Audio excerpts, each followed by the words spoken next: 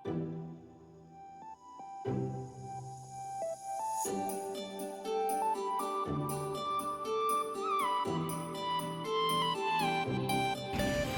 guys!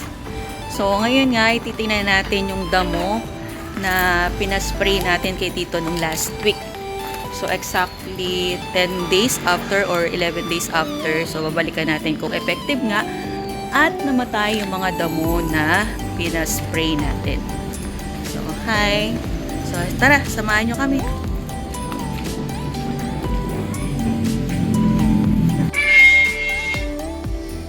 Good morning mga moms. So, nandito tayo ngayon sa bahay.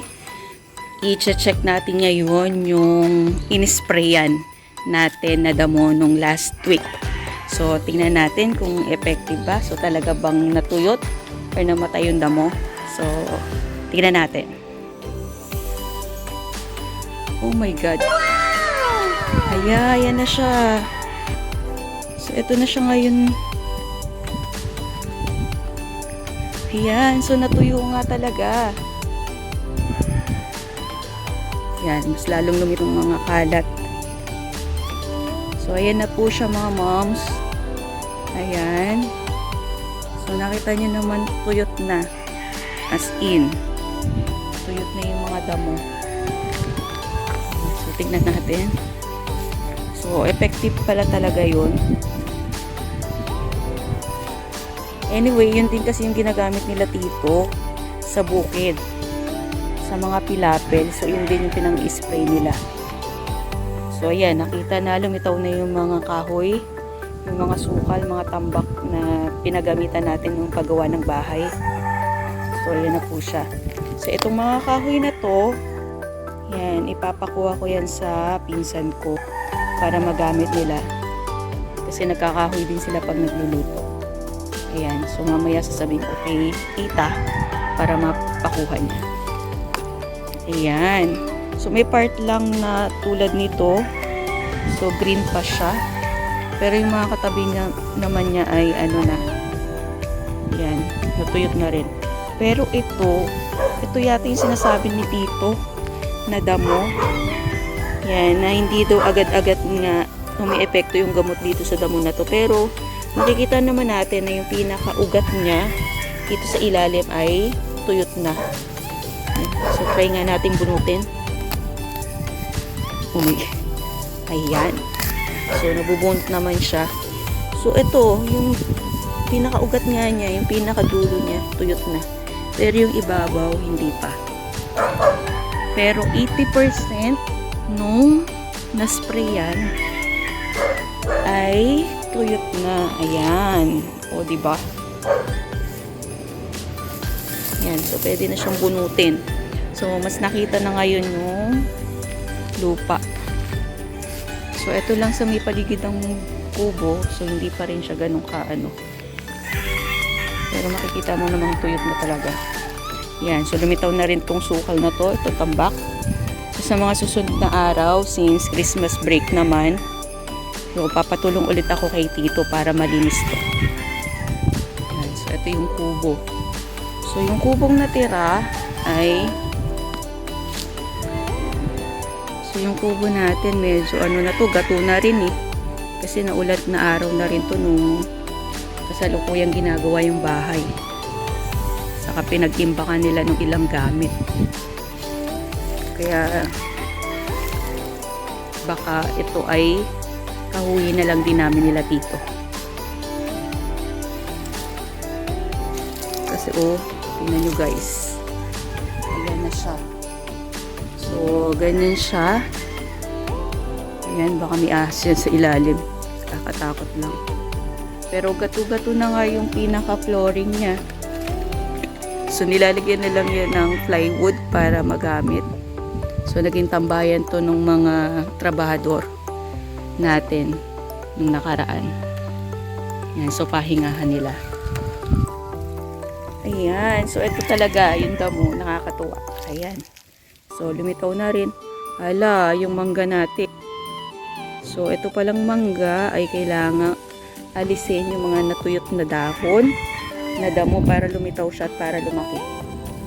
Yan. So So, kung maalala nyo, mga moms, ito yung part na nilinis ni Daddy nung siya ay umuwi from Italy. Yan, so tinanggalan din niya ng mga damo, yung mga baging, yung suha na yon. Nakita nyo naman medyo natutuyot, so hindi kasi nadidiligan. So, mamaya bago tayo malis, didiligan natin yan. So, itong isang mangga, yan, so maganda yung pagkakatubo nito kasi tuwid. Pero yun po mga yan. So, hindi maganda kasi yung pinakasanga niya ay parang ano ba yun, nakabuka. Yan. Saka nga, ginapangan siya ng baging. Kaya naman ganyan yung naging itsura niya. Yan, pero tinuna ka talaga yung damo. Diba? So, ang dami sukal, no? Yan, ito pa pala yung mga kahoy. So, ito pa yung mga kahoy na ipapakuha natin para mapakinabangan. Ayan. So, yung yero na yun, galing yun doon sa barracks na ginawa nila.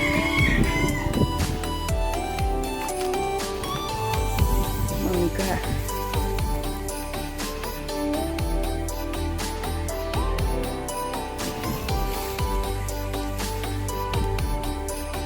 Ayan. So, unti-unti na, malilinis na natin yung mga sukal na nandito. So, gaya nga nasabi ko, Christmas break naman. So, medyo mapagtutuunan na natin ang pansin yung paglilinis dito. And next nga na gusto kong pagawa is matambakan to ng lupa. Kasi hindi siya pantay. So, may part na mataas, may part na mababa. Tapos, parang siyang uka-uka. Ayan. Yung pinaka-ground niya. So, yun yung isa sana sa next project na gusto kong gawin dito sa bakura natin.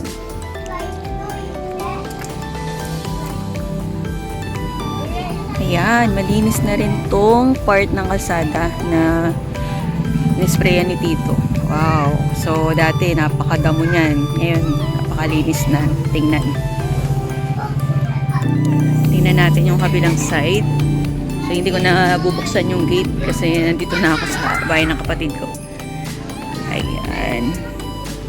So, ayan na po siya. Ayan. So, malinis na rin. Grabe. So, wala nang bahid ng damo. O, diba? Ayan. So, naiwan na lang talaga yung sa bakuran. So, yun yung dapat natin linisin. Kaya nang kailangan natin humingi ng rescue. Medyo madaming sukal na lilinisin doon. So, ayun guys. So, nakita nyo naman, di ba? So, napaka-effective. So, yun nga yung ginagamit nila sa mga pilapil ng bukid. Kaya alam ni Tito kung ano yung gagamitin para mamatay yung damo. So, nakalas tayo sa grass cutter. Kasi pag grass cutter, syempre yung damo niya or yung pinaka-ugat niya, maiiwan pa rin. Diba? Pero ito, sagad hanggang buto. Yun. Sagad hanggang ugat. Yung spray. Yung pinakagamot na ginamit. So ayun guys. So, nakita nyo naman, diba? Kung kaano ka-effective yung pang-spray na ginamit ni Tito last week dito. Bali, isang linggo na or mahigit isang linggo kasi Saturday yun. Diba? Nung binidyohan ko yun. Pero ngayon, makikita nyo naman. So, ganyan siya. Yung dating green at buhay na mga damo ngayon. Tuyot na siya. So, maaari na tayo mag-umpisang hawanin lahat ng mga kalat na nandito. Yung mga kahoy na ipapakuha ko nga sa aking pinsan para magamit naman nila sa pagluluto.